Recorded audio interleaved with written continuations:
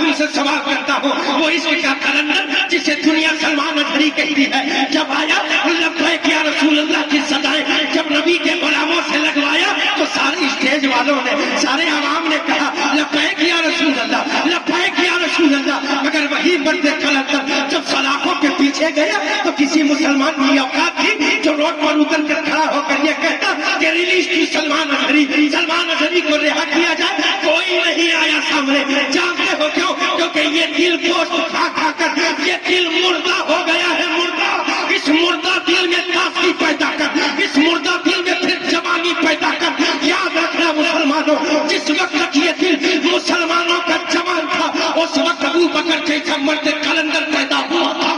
جب مسلمانوں کا کلیجہ مضبوط تھا اس وقت عمر فاروق جیسا مرد کلندر جنم لیا تھا۔ جب مسلمانوں کا کلیجہ یہ مضبوط تھا اس وقت عثمان غنی جیسا مرد کلندر جنم لیا تھا۔ اور جب مسلمانوں کا کلیجہ مضبوط تھا تو وہ باب خیبر جسے مل کر ہزاروں نہ ہلا سکے، مصطفیٰ کا بھائی، فاطمہ کا شوہر، حسنین کا بابا علی تنہا ہلا کر دکھاوے۔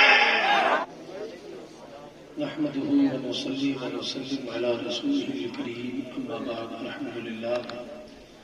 الحمد لله رب العالمين والعاقبة للمتقين، والصلاة والسلام على خير الورى بدر الدجى نور الهدى صاحب كعبة قوسين محبوب رب المشرقين ورب المغربين جد الحسن والحسين جد الحسن والحسين جد الحسن والحسين مولانا ومولا الثقلين نبي القاسم محمد بن عبد الله نور من نور الله، يا أيها المصطفون بنور جماله بلغ العلا بكماله كشف الدجى بجماله حسنت جميع خصاله، صلوا عليه وآله وأصحابه وأزواجه وذرياته وأهل بيته أجمعين، أما بعد، فأعوذ بالله من الشيطان الرجيم، بسم الله الرحمن الرحيم، إن الدين عند الله الإسلام، آمنت بالله صدق الله المولانا العظيم، وبلغنا رسوله النبي الأمين المتين الكريم، ونحن على ذلك لمن الشاهدين والشاكرين، والحمد لله رب العالمين۔ اعلی حضرت عظیم البرکت مجدد ملت، آیات من آیات اللہ ومعجزات من معجزات النبی، سنیت کی جان، عاشقوں کی پہچان، امام احمد رضا خان۔ یہ مائک والے بھیا کون ہیں؟ یہ جو آزو بازو کی آواز آ رہی ہے اسے بند کر دیجیے، ہمیں اپنی آواز سے پیار نہیں ہے۔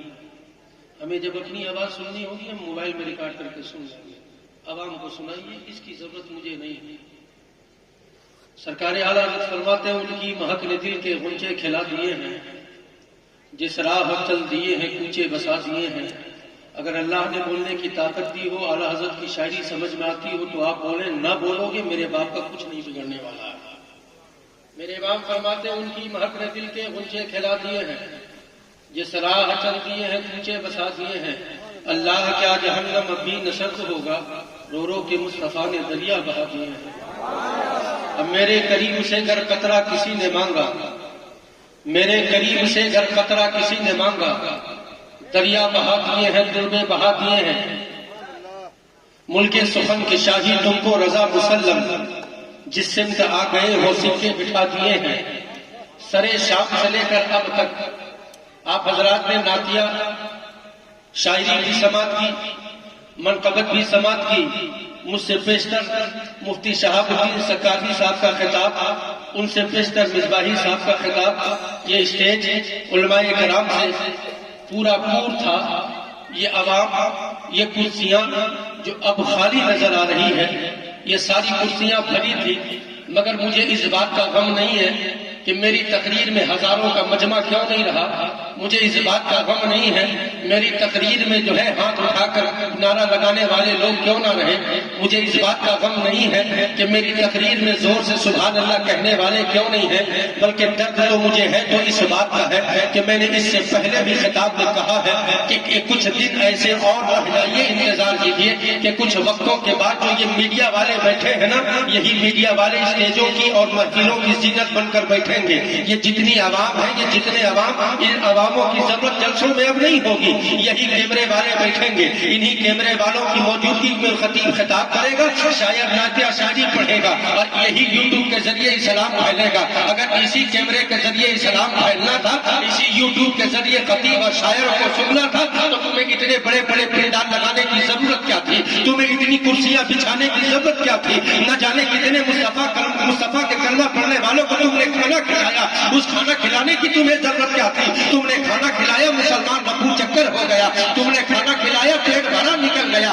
خدا را مجھے معاف کرنا، حق بولنے کا عادی ہو، مگر جس بات کی اور جس چیز کی ضرورت ہے آج مذہب اسلام کو، خطاب وہی ہونا چاہیے۔ میں آ کر اپنے باپ دادا کی تعریف کر کے نہیں جاؤں گا، میں اپنی روٹی سیک کر تمہارے سامنے سے اپنی واہی کی خیرات لے کر نہیں جاؤں گا۔ میں چاہتا ہوں، یہ کہنا چاہتا ہوں کہ اے مصطفیٰ جان رحمت کے کلمہ پڑھنے والوں، تاریخ اٹھا کر دیکھو، آج سے 1400 سال پہلے کی تاریخ، اس کے بعد سے لے کر غریب نواز کی زندگی تک کی تاریخ، اس وقت بھی تمہاری ٹوپیاں سلامت تھی، اس وقت بھی جسم میں کرتا اور پیجامہ موجود تھا، اس وقت بھی چہرے میں داڑیاں موجود تھی، مگر کسی کی اوقات کیوں نہیں تھی جو تمہیں آنکھوں سے آنکھیں ڈال کر تمہیں ڈرا دیتا؟ کسی کی اوقات کیوں نہیں تھی جو تمہاری بہن بیٹیوں کی عزت و آبرو کو پامال کر دیتا؟ کسی کی اوقات کیوں نہیں تھی کہ کوئی آ کر تمہارے گھروں پر بلڈوزر چلا دیتا؟ کسی کی اوقات کہاں تھی کوئی آ کر تمہیں ذلیل و رسوا کر دیتا؟ ارے آج بھی نہیں جاگو گے تو کب جاگو گے؟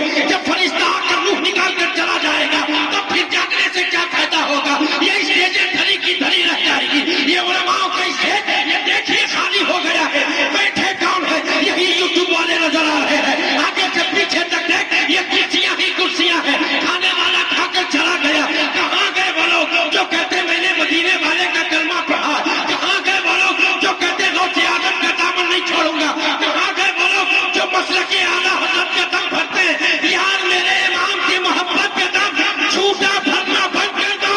اگر اس کے بندے جلندر وہ بریلی کا راجا احمد رضا کے عشق کی محبت کا دم اگر بھرنا چاہتے ہو تو یہ غداروں کی طرح نہیں، وفاداروں کی طرح بھرو، جو مصطفیٰ جان رحمت سے عشق بریلی کے جلندر احمد رضا نے کیا تھا اور کر کے یہ زمانے والوں کو بتا دیا تھا، حشر سے جانیں گے ہم پیدائش مولا کی دھوم، مثل فارس مصر کے قلعے گراتے جائیں گے، ہم خاک ہو جائیں ابو جلد مگر ہم دولتا دم میں جب تک دم ہے ذکر ان کا۔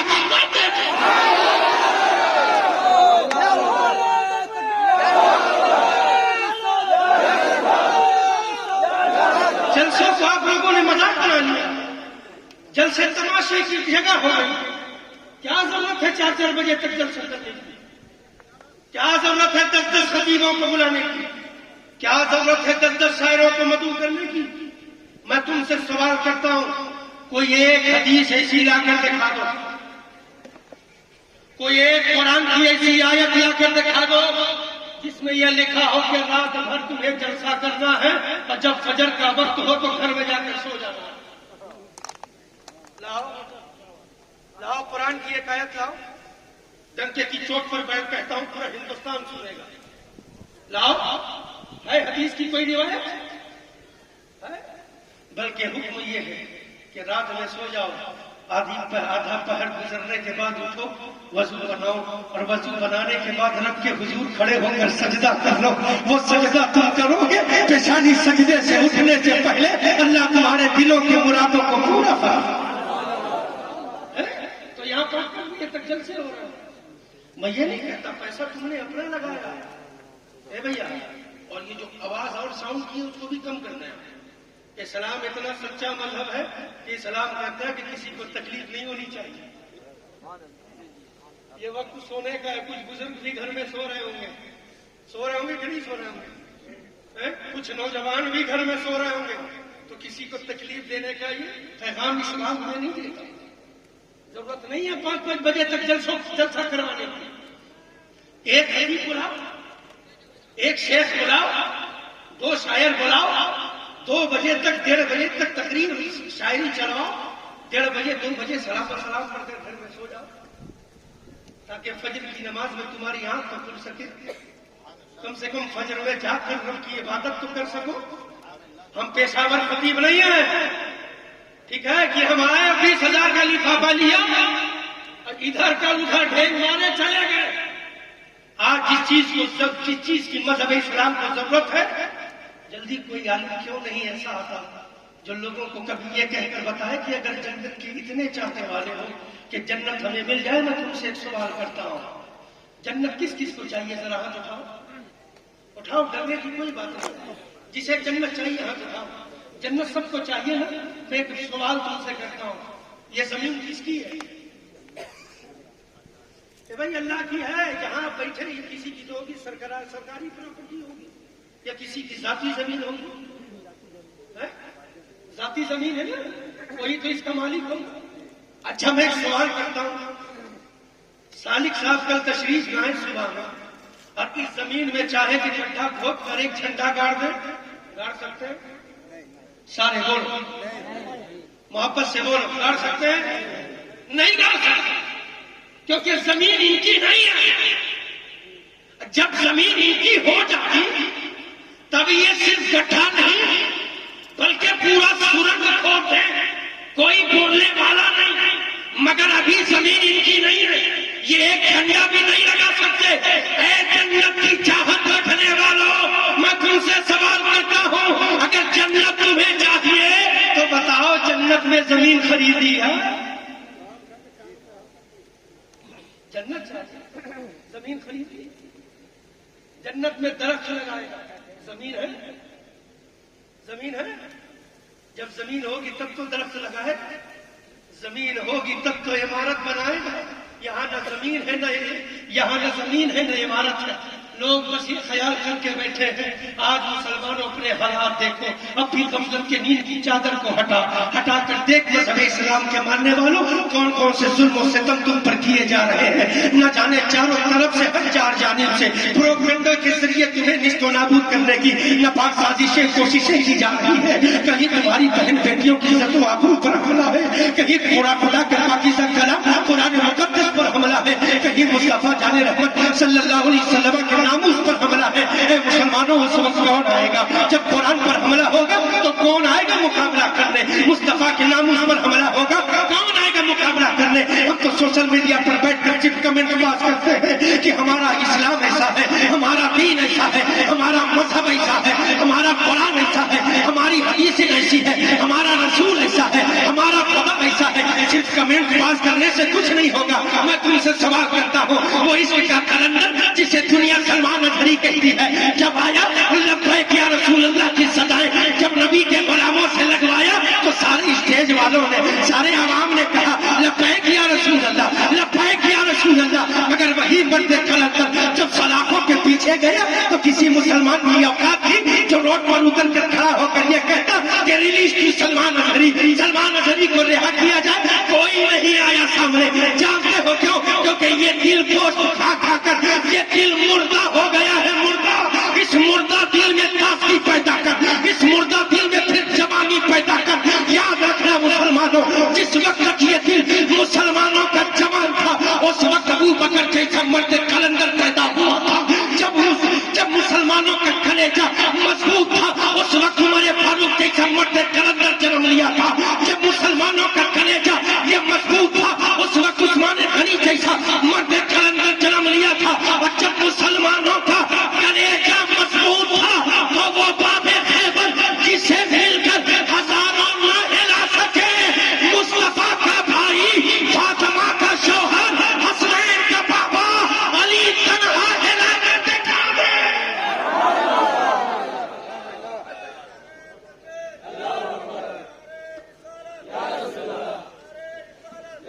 نعرے تکبیر, نعرے رسالت, اولاد رسول, اولاد رسول, شہزادہ غوث اعظم شہزادہ مخدوم سمنا، نعرے تکبیر، نعرے رسالت۔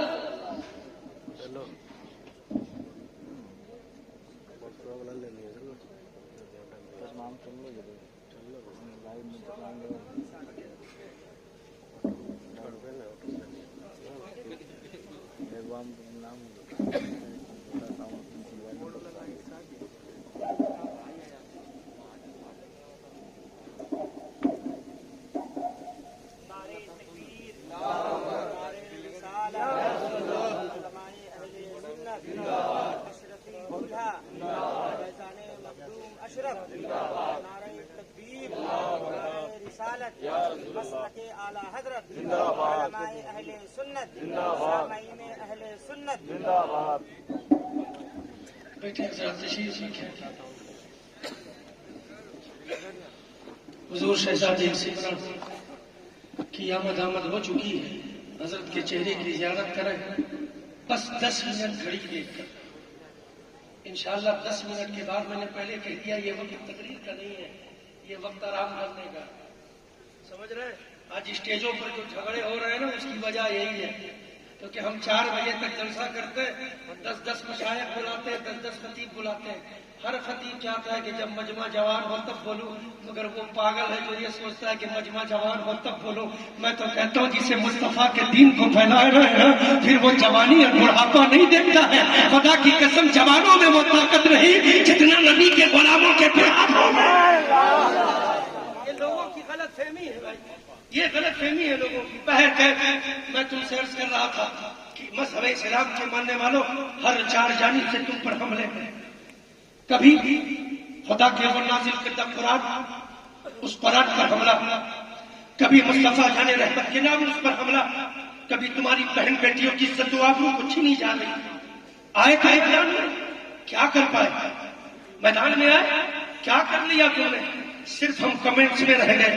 ہم نے ٹویٹر، فیس بک، انسٹاگرام میں لوگوں کو ساتھ کمنٹس کر کے اپنے دل کو تسلی دی ہے۔ اے مصطفیٰ جان رحمت کے کلمہ پڑھنے والوں، میں تم سے سوال کرتا ہوں، پہلے بھی یہ ٹوپی موجود تھی، پہلے بھی یہ کرتا پاجامہ موجود تھا، پہلے بھی یہ داڑھی والے موجود تھے، مگر اس وقت زمانہ انہیں دہکاتا کیوں نہیں تھا؟ زمانہ انہیں ڈراتا کیوں نہیں تھا؟ کبھی انہیں رسوا ذلیل کیوں نہیں کیا جاتا تھا؟ تو میں تمہیں جواب دوں گا، اس وقت بھی ٹوپی والے موجود تھے، اس وقت بھی داڑھی والے موجود تھے، اس وقت بھی نبی کے نام لیوا موجود تھے، مگر ان کا سینہ جو تھا نا، وہ اس کے مصطفیٰ کا مدینہ تھا، مدینہ۔ اس لیے کسی کی طاقت نہیں تھی کہ ان کا بال باقا کر سکے۔ آج تمہارے پاس ٹوپی بھی، آج تمہارے پاس کپڑا بھی ہے، آج تمہارے پاس داڑھی بھی ہے، پھر تم ذلیل و رسوا کیوں کیے جا رہے ہو؟ پھر تمہیں ستایا کیوں جا رہا ہے؟ پھر ملک ہندوستان میں تمہیں جینے کا ادھیکار کیوں نہیں دیا جاتا؟ اور یہ ظالم کہتا ہے نبی کے غلاموں کو ہندوستان میں جینے کا حق نہیں، مصطفیٰ کے کلمہ پڑھنے والوں کو ہندوستان میں سانس لینے کا حق نہیں ہے۔ میں ان سے کہتا ہوں، ارے تم ہم سے محبت وطن کا ثبوت کیا لینا چاہتے ہو؟ ہم تو وطن سے اتنا پیار کرتے ہیں، جب تک زندہ رہتے ہیں اسی دھرتی پر رہتے ہیں، 25 دن روح نکل جاتی ہے اسی دھرتی میں چلے جاتے ہیں، اور تم محبت کا ثبوت مانگو گے تو ثبوت فقیر قادری سے لے لو۔ ارے جب تک چاند اسی زمین کے اوپر تھے، چاند چلی گئی زمین کے اندر ہے، مگر میرا اسلام کہتا ہے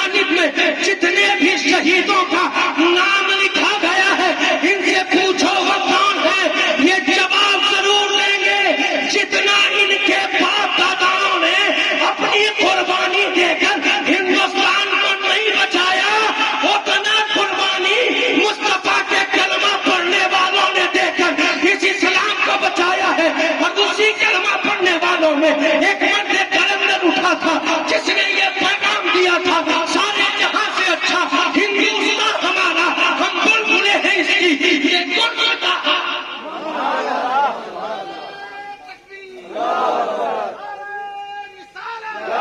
ساری چیزیں تمہارے پاس، اس کے باوجود کیوں ذلیل و رسوا کیا جا رہا ہے؟ وجہ کو تلاشو، وما اصابکم من مصیبت فبما کسبت ایدیکم۔ قرآن میں اللہ نے کہا یہ جو چیزیں تم پر ہو رہی ہیں نا، یہ تمہارے کرتوت ہیں، یہ تمہارے جو تم نے کیا ہے یہی تم پر ہو رہا ہے۔ اب تم سوال کرو گے اسلام، قرآن تو کہتا ہے مذہب اسلام سچا بھی، قرآن تو کہتا ہے مذہب اسلام سچا مذہب ہے۔ حضرت پھر یہ بتائیے کہ جب مذہب اسلام سچا، میرا خدا سچا، میرا رسول سچا، میرا قرآن سچا، میرا دین سچا، پھر ہم اس بات ذلیل خوار کیوں کیے جا رہے ہیں؟ جب ساری باتوں میں صداقت ہے، سچائی ہے، تو پھر ہم ذلیل و رسوا کیوں کیے جا رہے ہیں؟ اور یہ فتنہ صرف یہیں تک محدود نہیں ہے، یہ فتنہ یہیں تک محدود نہیں ہے۔ ابو بکر پر ہماری جانیں قربان، بول یا بول، محبت سے بول، عمر فاروق کے قدموں پر ہماری زندگیاں قربان، عثمان غنی کے قدموں پر ہماری جانیں قربان۔ اگر جب بات حیدر کرار، بات جب شیر خدا کی، بات جب خاتون جنت کے شوہر، بات جب حسنین کے بابا کی آئی ہے، خدا کی قسم جس کا جسم اور جس کا خون اور خون کے رگوں میں بہتا ہوا خون کا ایک ایک قطرہ جس کا حلالی ہو، وہ علی کا ذکر سننے کے بعد کبھی چہرہ بگاڑتا نہیں، کیونکہ صحابی رسول ہے۔ کہتے جب بھی مومن اور منافق میں ہمیں فرق کرنا میں ہوتا کہ منافق کون اور مومن کون، تو فرماتے ہیں چلے جاتے محفلوں میں اور جا کر